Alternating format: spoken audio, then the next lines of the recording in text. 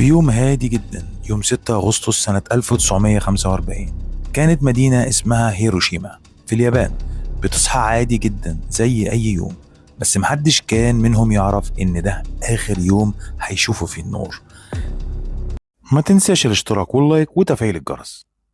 الساعة 8:15 الصبح بالظبط طارت طيارة أمريكية فوق المدينة، واسمها كان مرعب لوحده، إينولا جاي. ومنها اتحدفت أول قنبلة نووية في التاريخ. اسم القنبلة ليتل بوي، بس ما كانتش صغيرة ولا بريئة خالص.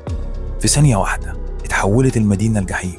الحرارة وصلت ل4000 درجة مئوية. البشر اتبخروا وهم واقفين. البيوت اختفت وكل حاجة اتحولت لتراب واسود بس. الناس اللي كانت بعيدة عن مركز الانفجار جلدهم داب من الحرارة، واللي نجوا كانوا بيمشوا في الشوارع ووشهم مش باين من الحروق. أكتر من 140 ألف إنسان ماتوا في لحظة أو بعدها بأيام بسبب الإشعاع. مدينة كاملة اتحذفت من الوجود، وكل ده كان بداية فقط. لما بعدها ب3 أيام رموا قنبلة تانية على مدينة تانية اسمها ناجازاكي.